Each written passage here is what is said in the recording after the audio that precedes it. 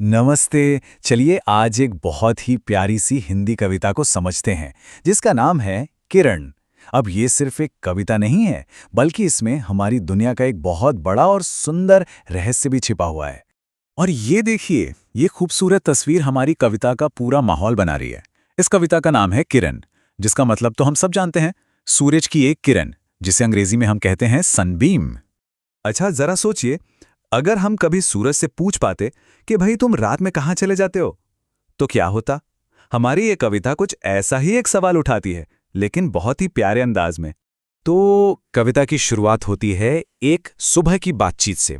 ये बातचीत हो रही है एक छोटी बच्ची और सुबह सुबह उसके कमरे में आई सूरज की एक किरण के बीच। तो पहली पंक्तियां कुछ इस तरह हैं।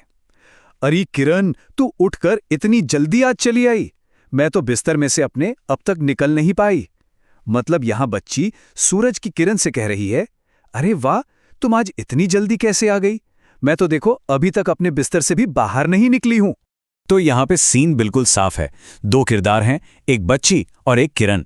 सुबह का वक्त है और बच्ची हैरान है कि किरण इतनी जल्दी पहुंच गई, जबकि वो खुद अभी बिस्तर में है।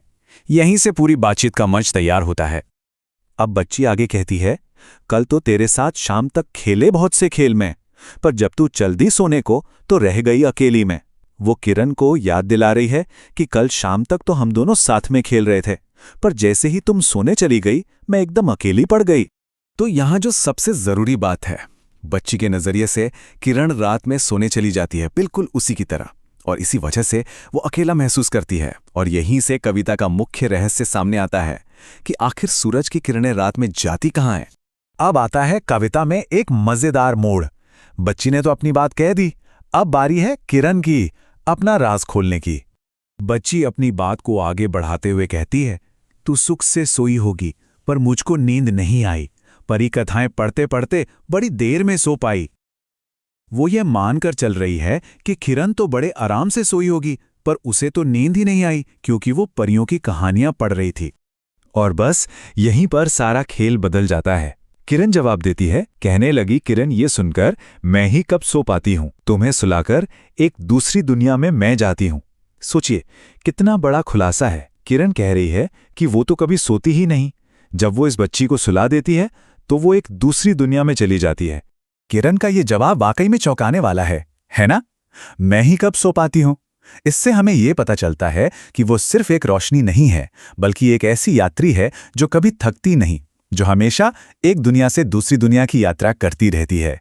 तो ये किरण की दूसरी दुनिया आखिर है क्या?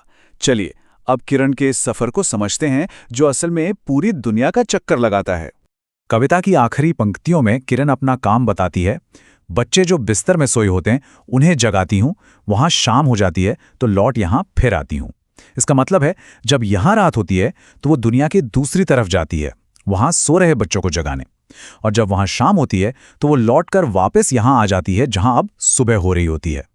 और यहीं पे कविता के पीछे छिपा हुआ विज्ञान सामने आता है।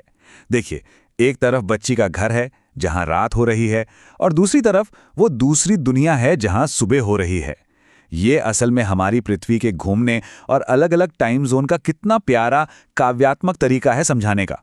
तो हमने कविता तो अच्छे से समझ ली। अब चलिए एक छोटे से अभ्यास के जरिए ये देखते हैं कि हमें कितना समझ आया। तो सवाल ये है, कविता के अनुसार किरण का मुख्य काम क्या है?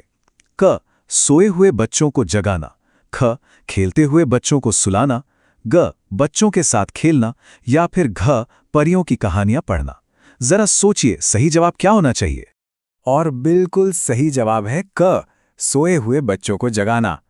ये बात कविता की आखिरी पंक्तियों से एकदम साफ हो जाती है, जहां किरण दुनिया के दूसरी तरफ अपने इस जरूरी मिशन के बारे में बताती है। चलिए अब कविता के अर्थ से हटकर जरा उसकी भाषा पर ध्यान देते हैं।